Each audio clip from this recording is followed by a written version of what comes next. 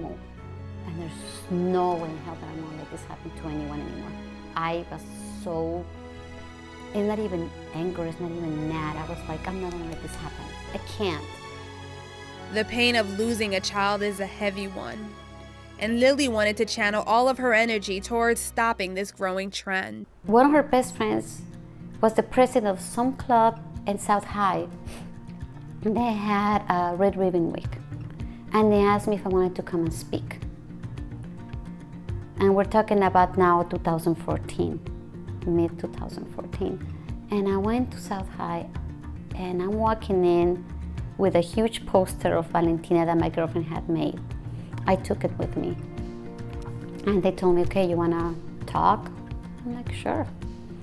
And I'm walking in the high school with all these teens having lunch and lunch break and walking around, and I'm walking with my dad's daughter's poster in my hand.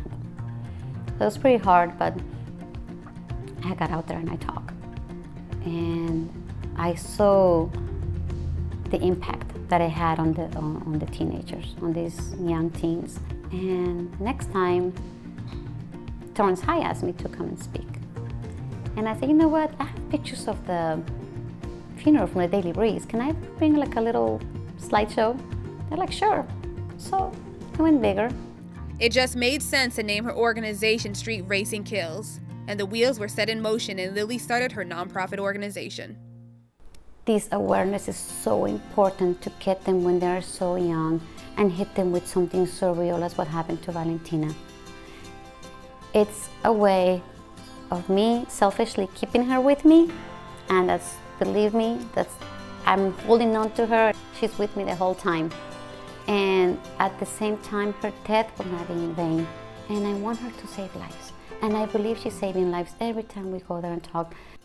Lily is telling her story to students, appearing on television and partnering up with local organizations working to discourage street racing from happening.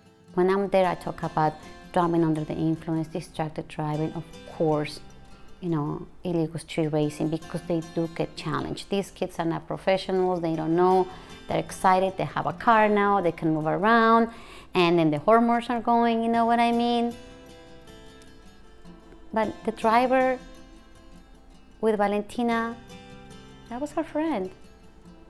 He didn't need to, he would never do something like that, but it happened. It happened to him, and it happened to her, and it happened to me as a mother and her brother.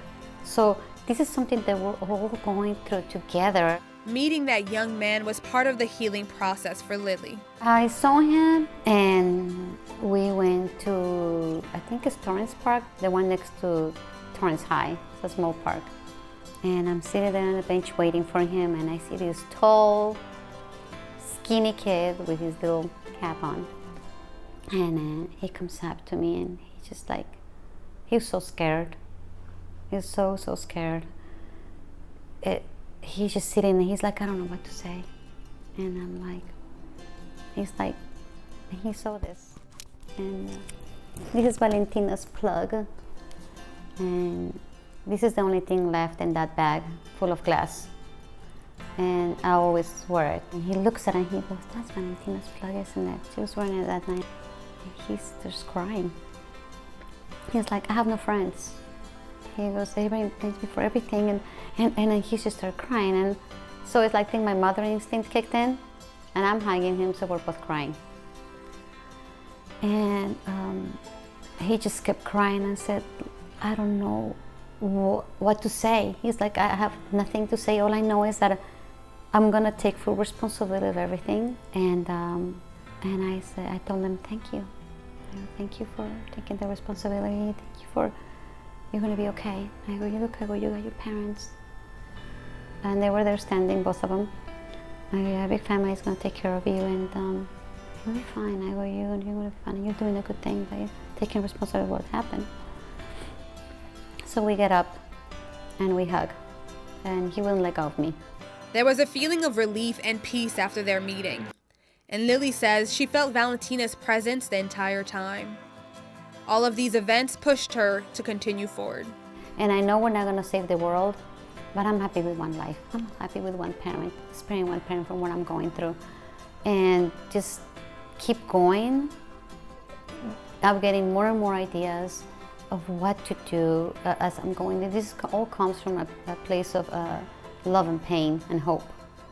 And I really believe part of the organization about creating awareness with the youth.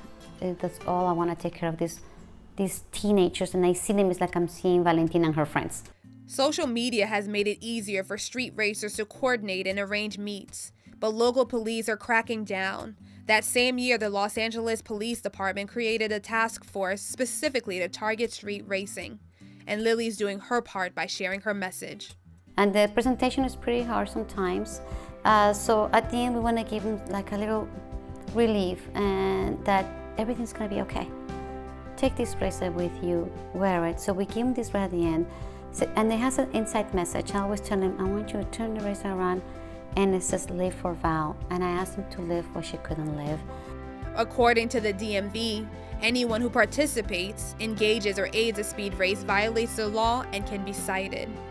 From having your license revoked to facing fines, many end up behind bars, and spectators are subject to the same penalties. I want to pass a law and where the DMV will have these teenagers, before they get their permit or driver's license, to attend an awareness program.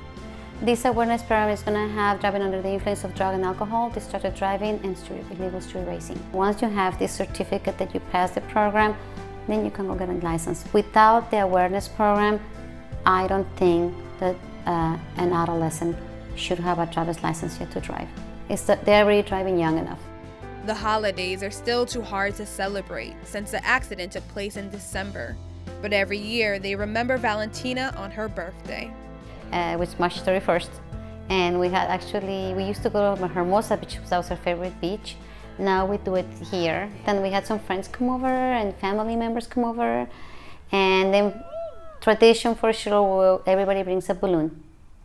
And we let it out. So we went to Hickory Park back here and we lit the balloons and we sang happy birthday. So that's what we do every year for her. Her voice is what I miss the most about her. I mean everything, but just it's the sound, you know, her words, the things that she would say. I have it right here.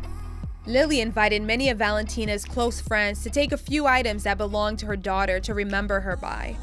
But she kept many of Valentina's books. Because I like to open them up, you know, and I know that each page she touched and she read. So missing her or something, or I want to be close to her, I'll open up a book and I'll touch the page. She will never quite know how to truly live without her Valentina. I don't know how to explain it. I think I've gotten to accept the fact of what happened, and peace can come and go probably.